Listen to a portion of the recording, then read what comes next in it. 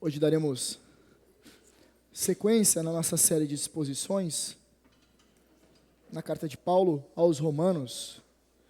E hoje nós estamos entrando, agora no período da noite, no capítulo de número 6. Então abra sua Bíblia comigo, em Romanos capítulo de número 6.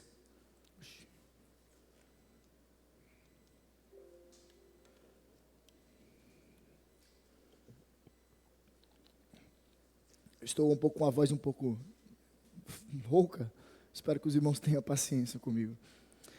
Nós leremos apenas até o verso de número 4. Então, Romanos capítulo 6, do verso 1 ao verso 4. Escreve assim Paulo: Que diremos então? Continuaremos no pecado para que a graça aumente ainda mais? De modo nenhum. Como viveremos ainda no pecado, nós que já morremos para ele?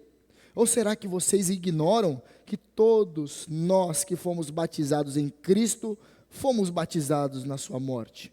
Fomos sepultados com ele na morte pelo batismo, para que, como Cristo foi ressuscitado dentre os mortos pela glória do Pai, assim também nós andemos em novidade de vida.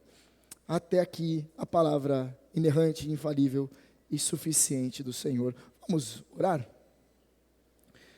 Senhor, graças te damos pela tua palavra, graças te damos por esse culto, onde nós já pudemos entoar louvores a ti, onde nós já tivemos a oportunidade de orarmos, intercedermos por nossas famílias, por nossos pais.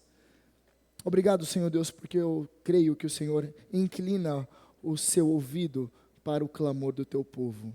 Senhor Deus, nós já cantamos a tua palavra, nós já oramos a tua palavra, agora nós vimos a tua palavra escrita e pedimos que o Senhor aplique a tua palavra ao nosso coração. Essa é a nossa oração, Deus, em nome de Cristo. Amém. Meus irmãos, eu dei o tema dessa mensagem de justificados para a santificação. Esse termo, ele é importante para nós compreendermos.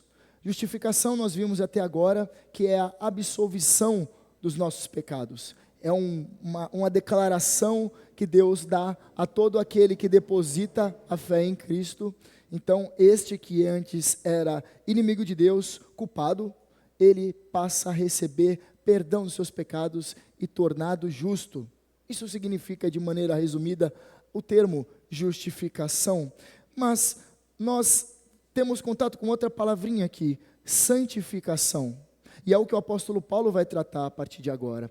Ele vai nos explicar que Jesus, ao morrer na cruz do Calvário, ele nos dá a maravilhosa graça de sermos libertos do poder do pecado. Então, santificação tem essa ideia de libertação do pecado, tá? Então fizemos essa distinção. Justificação significa absolvição da culpa do pecado e santificação significa a libertação do pecar, a libertação do pecado. O pecado não tem mais domínio sobre nós. E é isso que nós vamos tratar nesses 4 versos. Ou melhor, isso que o apóstolo tratou e nós vamos observar.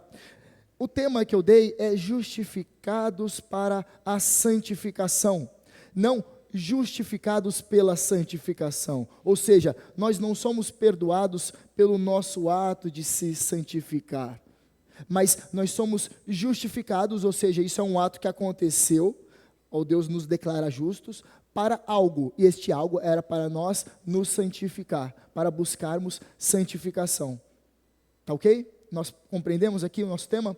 Então, Paulo ele tratou nos capítulos anteriores, e você talvez pela primeira vez está aqui, você, poxa, peguei o bonde andando. Eu gostaria de retroceder um pouquinho. No primeiro capítulo, Paulo, ele trata sobre a perdição dos gentios. O apóstolo, ele está escrevendo a carta à igreja de Roma, os crentes que estavam na região de Roma, na capital do império, e ele vai escrever no capítulo 1 uma breve saudação à igreja. Mas na sequência ele vai falar acerca da perdição dos gentios. Ele vai mostrar que os gentios eles estão perdidos, pois embora Deus tenha se revelado na natureza, eles não reconheceram Deus. Pelo contrário, eles suprimiram a verdade de Deus. Aí nós vamos para o capítulo 2, Paulo ele vai tratar no capítulo seguinte, sobre a perdição dos judeus. No mundo antigo, os judeus dividiam o mundo em duas categorias de homens. Os judeus, ou seja, aqueles que eram descendentes de Abraão, aqueles que pertenciam à religião judaica, aqueles que pertenciam ao povo hebreu, e outra classe, outro agrupamento, que eram todas as outras pessoas. Então ele faz essa distinção. Paulo, primeiro ele mostra que os gentios estavam perdidos, para depois mostrar que os judeus também, eles estão debaixo de condenação. Paulo vai mostrar no capítulo 3, a conclusão dele é que todos pecaram e destituídos estão da glória de Deus. Ele vai falar, não importa se você é judeu, não importa se você é gentil, todos pecaram e destituídos estão da glória de Deus, todos carecem da glória de Deus. E o termo glória de Deus, como eu expliquei há algum tempo, nesse texto significa da presença de Deus. Todos carecem da presença de Deus. O Deus que é santo, ele não pode contemplar iniquidade, e todos estão cobertos por iniquidades. Então o olhar de Deus para todos os povos caídos em Adão é de ira.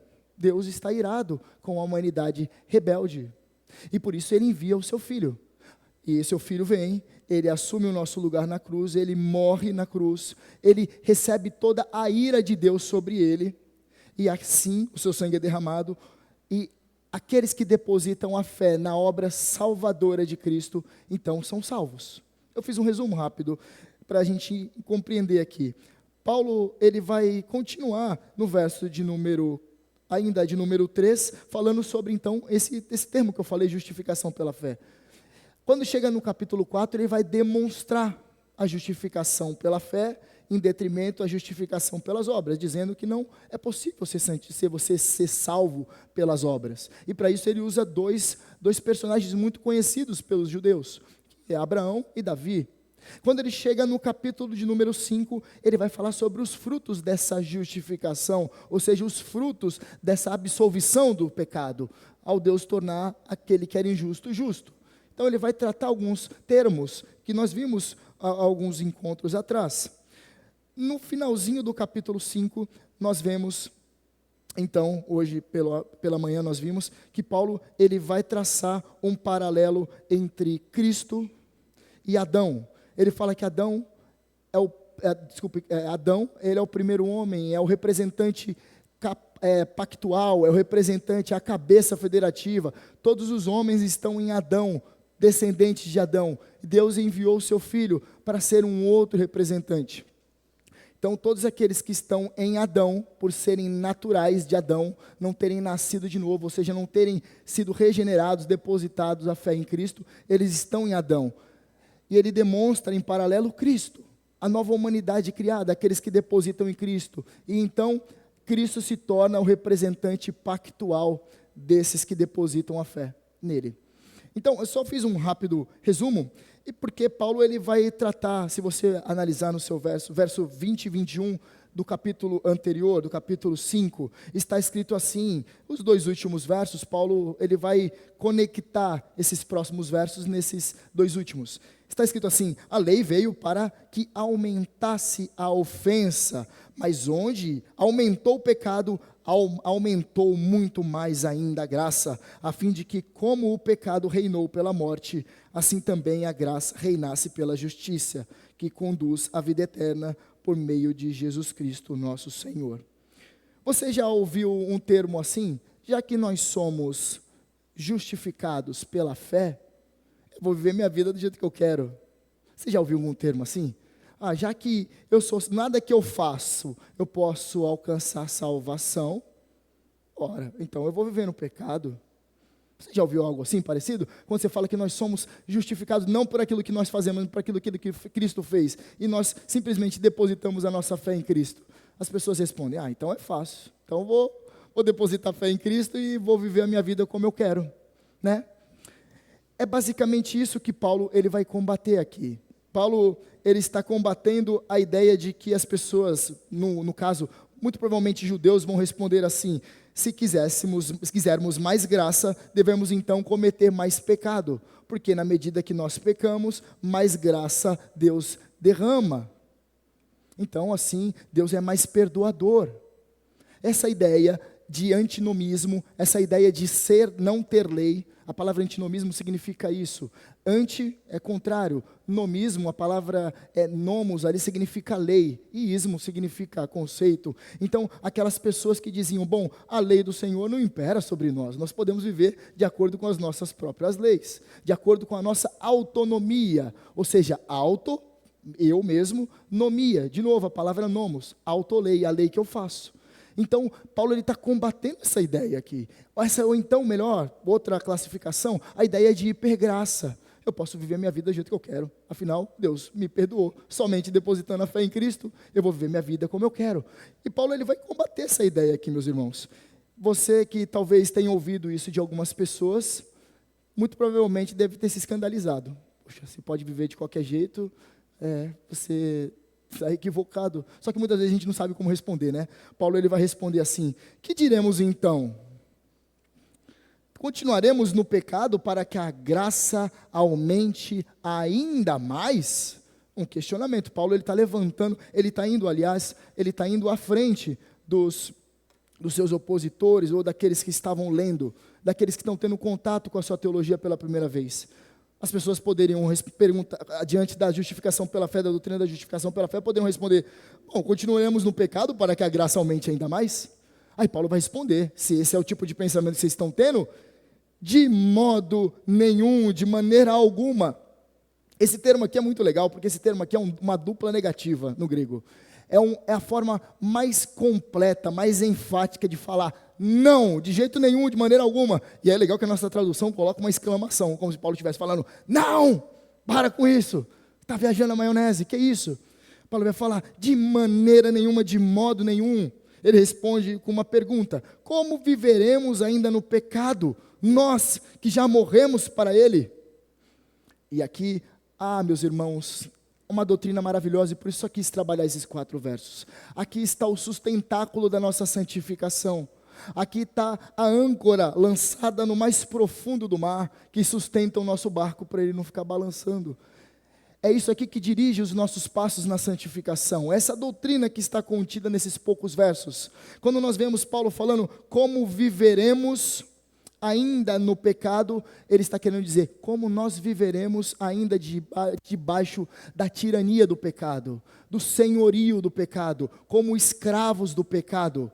A palavra senhor tem essa conotação de ser um senhor de escravos, e era muito comum na antiguidade. Quando nós vemos então Paulo dizendo como viveremos ainda no pecado, ele está falando como nós vamos continuar debaixo desse jugo pecaminoso, diante desse tirano. É a mesma coisa de o povo de Israel, o povo judeu, que sai daquele domínio tirânico do Egito, saem daquela opressão, eles atravessam o Mar Vermelho, e em um dado momento eles falam, não, eu quero voltar para aquela escravidão. Paulo está fazendo um paralelo com isso. Como assim? Nós vamos voltar para a escravidão? Nós vamos viver ainda no pecado? É tolice, não tem cabimento nenhum, de maneira alguma, de modo algum. Por isso que é tão enfático esse modo nenhum. E ele fala, nós que já morremos para ele, porque quando nós nascemos de novo, o nosso velho homem, ou seja, a nossa velha natureza, ela é condenada à morte. Só que aí que está. Quando o nosso velho homem, ou seja, a nossa velha natureza é condenada à morte, o miserável ainda sabe gritar e chutar. Então é por isso que muitos de nós, mesmo santos, mesmo sendo cristãos, santificados, alcançados pela graça, lutamos constantemente contra um pecado. Porque é uma guerra constante. É a carne militando contra o espírito contra a carne, é a nossa natureza pecaminosa, é o velho homem que está condenado à morte, mas ainda está preso, e toda hora fica batendo na porta e fala, eu quero. Você tem essa experiência? Você é alguém que luta contra o pecado? Se você é alguém que luta contra o pecado, você conhece do que eu estou falando. O velho homem batendo na porta falando, a porta do seu coração falando, abre, deixa eu entrar aí, que eu quero voltar a reinar, eu quero ser o Senhor do seu coração. E Paulo, ele está tratando sobre algo muito profundo, de uma nova transformação, de uma transformação do nosso ser. Paulo ele vai escrever aos Coríntios, na sua segunda carta, se alguém está em Cristo, é nova criatura, é uma nova feitura, é um novo ser. E ele diz, as coisas antigas já passaram, eis que se fizeram novas. Ou seja, nós temos um novo status. Nós não podemos nos comportar como antes. Paulo está condenando, fala, você vai viver no pecado? Como assim? Você saiu dessa escravidão. E aí ele vai continuar no verso seguinte. E ele vai fazer um outro questionamento. Ou será que vocês ignoram que todos nós que fomos batizados em Cristo Jesus, fomos batizados na sua morte? E aqui nós temos que olhar com muito cuidado, porque quando nós vemos essa ideia de que fomos batizados em Cristo, fomos batizados na sua morte, algumas pessoas pensam, bom, quando nós nos batizamos, aí sim que nós recebemos a nossa justificação. Quando nós passamos pelo ato do batismo, aí sim eu vou ser salvo. Não é? E essa interpretação, ela foi muito equivocada durante muito tempo. E a igreja romana, inclusive, até batizava mortos. É estranho falar, poxa, peraí, a pessoa morreu, mas ela cria, eu vou batizar aqui para, de repente, chegar lá no céu, dar uma conta errada lá, ele acaba não entrando. Então, essa conclusão é muito errada, mas vamos explicar o texto que está dizendo. Ou será que vocês ignoram que todos nós que fomos batizados, a palavra batizado aqui tem a ideia de imersão, tem a ideia de afundar. E esse termo ele vai ser compreendido, e até interessante, por conta da conserva de alguns alimentos dentro de alguns potes. Então, quando você mergulhava o vegetal dentro de um pote, a ideia ali é batismo. Mas não tem essa ideia somente. Geralmente o dicionário grego ou hebraico, uma palavra às vezes tem várias ideias, várias e várias ideias. A palavra batismo tem a ideia de iniciação em algo. Você já deve ter ouvido, a pessoa foi batizada no início de um programa, no início de uma atividade física. Olha, ele foi batizado, ele recebeu uma certificação, ele iniciou em algo, foi batizado. Quando nós vemos um navio chegando ao porto e ele vai ter a sua primeira jornada, o que acontece? Tem o batismo do navio, não é? E geralmente lançam um champanhe contra a proa, contra a popa, não sei qual é o termo, acho que é proa, né? E lançam, e estão fazendo o quê? Um batismo, a iniciação daquele navio que vai transitar.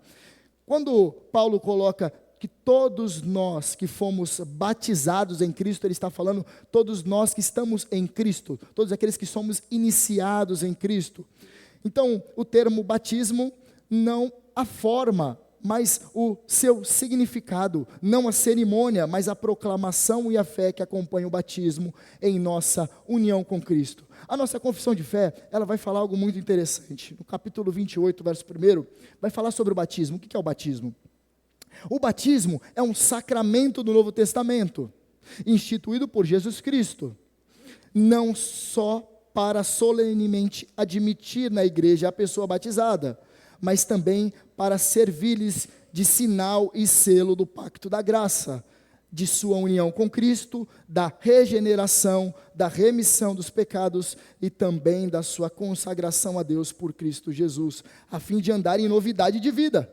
O texto que nós acabamos de ler. Este sacramento, segundo a ordenação de Cristo, há de continuar em sua igreja até o fim do mundo. Perceba que a confissão fala que é um sinal e um selo, ou seja, é um símbolo de algo que aconteceu. Regeneração, perdão de pecados, justificação e outros termos que eu acabei de ler. Então o batismo é a evidência externa, pública, daquilo que aconteceu internamente. Que Paulo está querendo dizer? Que todos nós que fomos batizados em Cristo, aqueles que são crentes em Cristo, e foram também batizados na sua morte. E aqui há um termo preciosíssimo, que Paulo está tratando sobre a nossa união com Cristo. O nosso batismo é um símbolo da nossa união com Cristo, na morte de Cristo e no sepultamento de Cristo. Ou seja, há 2000 anos atrás, quando Cristo morreu, ele leva sobre o seu corpo os nossos pecados, e no momento onde ele entra na sepultura, no momento da sua morte, os nossos pecados estão com ele, e essa união mística com Cristo que Paulo está descrevendo, ou seja, os nossos pecados foram sepultados em Cristo. Dessa forma, o que eu estou querendo dizer é que nós temos uma união com Cristo nesse sentido. Na morte de Cristo, nós temos um símbolo para nós. Os nossos pecados, então, são lançados sobre a morte. A nossa velha natureza é morta no momento que o corpo de Cristo esfria. No momento que Cristo morre, os nossos pecados lançados sobre Ele, a nossa velha natureza morre nesse momento. Eu estou falando de algo que já aconteceu há 2000 anos atrás. É isso que Paulo está tratando aqui. E ele vai mostrar que essa morte marca o fim da antiga vida. Ou seja, a nossa velha natureza é morta. E aí que, assim como nós morremos pelo pecado em Adão, morremos para o pecado em Cristo. Essa transição é maravilhosa. Assim como nós morremos pelo pecado em Adão, por conta de sermos descendentes de Adão, nós morremos para o pecado diante do segundo Adão, por conta do segundo Adão, que é Jesus Cristo. Isso aqui é motivo de glória, isso aqui é motivo de alegria. E ele vai concluir, verso de número 4. Fomos sepultados com ele na morte pelo batismo. Paulo falando que nós fomos sepultados em Cristo Jesus, por conta da nossa união mística com Jesus, por conta da nossa união, o nosso representante pactual diante de Deus.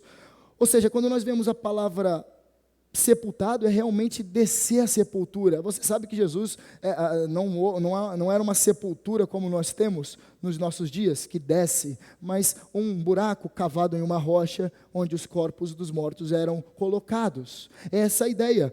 Fomos sepultados com Ele, nós entramos na sepultura com Cristo, a nossa velha natureza entrou na sepultura com Cristo. A nossa velha natureza morreu, meus irmãos. Isso aqui a gente deveria se alegrar, porque Paulo vai trazer a conclusão aqui, e você vai falar até glória a Deus, para mostrar que você não é somente presbiteriano, tem um pouquinho ainda de um fervor dentro de você. Fomos sepultados com Ele na morte pelo batismo, para que, como Cristo foi ressuscitado dentre os mortos pela glória do Pai, assim também nós andemos em novidade de vida. Paulo ele está abrangendo aqui. O batismo representa tanto a morte como o sepultamento, mas a ressurreição. Nós somos ressurretos em Cristo. Você já morreu? Mas você é ressurreto em Cristo. A sua natureza já morreu e eternamente você pertence a Cristo. É a forma de Deus demonstrar que está assegurando a nossa ressurreição. E nós teremos corpos glorificados. O batismo, então, é o símbolo da nossa união também na ressurreição de Cristo. Paulo, ele fala na morte de Cristo, e essa compreensão aqui de dentre os mortos, pela glória do Pai, é lembrar que, assim como Jesus, ele foi ressurreto pelo poder do Pai, nós seremos também no último dia. No último dia, o próprio Deus, pelo seu poder, nos levantará da sepultura. E nós teremos um corpo glorificado, para nós gozarmos eternamente a presença de Deus, no novo céu e na nova terra. Meus irmãos, na morte de Cristo, o nosso velho homem é destruído, para que em sua ressurreição, nossa justiça seja restaurada e sejamos transformados em novas criaturas. Glória a Deus por isso, né? Glória a Deus.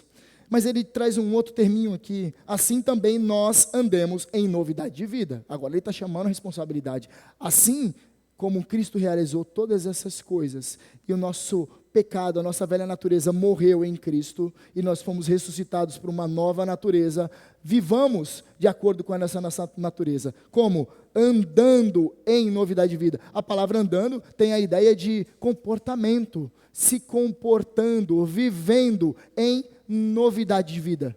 Vivendo como uma nova criatura, vivendo como um novo ser, restaurado em Cristo Jesus. Dessa forma, isso não é algo que ainda vai acontecer. As pessoas falam, não, mas ainda vai acontecer. Não, nós já usufruímos disso, nós já experimentamos dessa nova criação que Deus fez em nós. Prova disso é que o Espírito habita em nós, e o Espírito tem a função de nos santificar. Então, há a habitação do Espírito, nós, e Ele nos santifica. O pecado, portanto, não tem domínio sobre nós. Pastor, lembrou daquela música que nós cantamos aqui? Nós somos livres da culpa do pecado, isso é a justifica. Nós somos livres do poder do pecado, isso é a santifica. E nós Estaremos livres da presença do pecado, isso a glorifica. Perceba, nós então já estamos livres do poder do pecado, do senhorio do pecado. O pecado não tem domínio sobre nós, e nós podemos viver como novas criaturas feitas em Cristo Jesus. Glória a Deus. Mas agora nós vamos para as nossas 3 aplicações, e são 3 aplicações bem simples, talvez você já saiba, com certeza. A santificação é para todos cristãos, todos sem exceção. Fomos batizados na morte de Cristo e ressuscitados para uma nova vida, e essa vida é marcada pela santidade. Nós fomos justificados para sermos santos, vivemos em santidade. Não é para apenas uma classe especial de crentes. Alguns pensam assim, bom, mas viver em santidade é para um grupinho de crentes só. É para aqueles que vivem com a leitura da palavra em dia, aqueles que oram. De forma alguma. Eu gostaria de trazer uma ilustração. Imagine só, um jardineiro por excelência. Um jardineiro, mas por excelência. Um jardineiro que é o melhor jardineiro que existe. Você acha que ele tem uma preferência especial por um canteiro de flores, ele só rega aquelas flores? Ou ele rega todo o jardim? Todo o jardim. Todo o jardim. Não somente algumas flores prediletas dele. Esse jardineiro por excelência vai cuidar de todo o jardim. Você conhece um grande jardineiro? Deus se apresenta logo no Gênesis como alguém que cria um jardim. Ele é o grande jardineiro. E Ele cuida de nós, flores do seu jardim. Todos nós somos regados pelo poder de Deus. E nós devemos buscar a santidade. Isso é para todos os crentes. Tem uma outra aplicação aqui. A santificação é eficaz. É eficaz. Ela não falta algo ainda para ser realizada. Ela é eficaz em sua essência. A santificação do crente é assegurada pelo poder de Deus, e não pelo nosso poder. É o próprio Deus que nos santifica, é pelo seu poder santificador, regenerador, restaurador, que nós somos santificados. Não por aquilo que nós temos em nós, em essência, mas pelo poder de Deus. Gostaria de trazer uma outra ilustração, e hoje eu estou meio agrícola, então eu vou trazer uma ilustração da semente e o agricultor. A semente e o agricultor. O agricultor, quando ele planta, e esse agricultor por excelência, ele coloca a semente no solo, e ele coloca lá uma camadinha de terra por cima, e ele vai cuidar que aquela semente, ela brote, cresça com força e dê frutos. Ele plantará em um lugar que tenha sol o tempo todo, e o sol o tempo todo, o que eu estou querendo dizer, é um sol da justiça resplandecendo sobre nós em todo o tempo. Esse agricultor que plantou a plantinha, esse semeador, ele colocou ali a sementinha, ele rega em todo o tempo com água, a água do Espírito em todo o tempo. Esse que plantou essa sementinha, ele cuida para que não brote ervas daninhas e venham sufocar essa arvorezinha que está para nascer. Assim é a santidade. O Senhor, Ele plantou em nosso coração uma semente de santidade, e Ele que fará brotar frutos em nós, boas obras em nós. Ele cuidará de tudo. Portanto, a santificação, ela é eficaz. Ela não falta nada. Aquele que começou a boa obra, Ele cumprirá e nos transformará de maneira plena à imagem e semelhança do seu Filho Jesus. Amém? E nós temos uma última aplicação. A santificação, ela é progressiva. Quando nós vemos andar em novidade de vida, tem a ideia de constância. A novidade de vida tem a ideia de crescimento progressivo, de crescimento constante na graça. Eu vou ter que usar uma outra ilustração com planta também, para você entender. Veja só, você já viu colocar uma semente no solo, tampar com terra, e no dia seguinte aquilo ali, aquela sementinha, se transformar em uma árvore frondosa? A não ser na fábula do João e pé de feijão. Mas nós não vemos isso. Não é dessa forma. Cresce de repente. Não é assim. Da mesma forma é a santificação. É constante, de estação em estação. Sol, noite, orvalho, recebendo sempre a alimentação do alto. E assim ela começa a crescer e se desenvolver. Dificilmente, eu acho que é impossível você ver um crente que converte-se em um dia e no outro dia ele se tornou alguém totalmente santo. Nem existe isso, totalmente santo. Imagine só, alguém sem falhas. É constante, é de glória em glória que nós aperfeiçoamos a nossa imagem em Cristo. Ele nos aperfeiçoa de glória em glória a imagem do seu Filho. Então não é de uma hora para outra, mas perceba, há uma escala, há um crescimento. Não existe aquela ideia que o crente que vive sempre daquela mesma estatura, nunca está buscando crescer. É sempre aquela árvore rasteira, sabe? Nunca deseja crescer. Isso aqui tem algum problema. Ou então aquele crente que fala assim, eu vivo nos mesmos pecados que eu vivia no dia da minha conversão. Tem um problema com essa conversão. O crente, ele está crescendo, ele está se desenvolvendo, ele está buscando crescer em santidade e estatura de varão perfeito. Portanto, a santificação, ela é progressiva. Mas aqui há uma chamada, todavia não esqueça, nós somos justificados, meus irmãos, mas tem um alvo. O alvo dessa justificação é o quê? A santificação. Portanto, busquemos a santificação. Roguemos ao Senhor para que Ele nos aperfeiçoe a imagem de Cristo Jesus, para que desfrutemos daquilo que é a boa vontade dEle para a nossa vida. Amém? Vamos orar? Santo Deus e eterno Pai, nós queremos te agradecer pela Tua palavra. Queremos te agradecer porque nesses 4 versos nós podemos extrair tantas coisas, Senhor, tantas lições para a nossa vida, tantos ensinamentos preciosos. Pedimos, Senhor, que o Senhor aplique em nosso coração essa compreensão que a santificação, ela é para todos os crentes, não é somente para alguns, para A ou para B, para todos aqueles que creram em Ti, a todos aqueles que depositaram sua fé completamente em Cristo Jesus. Que a nossa compreensão da santificação seja também que ela é eficaz, Senhor.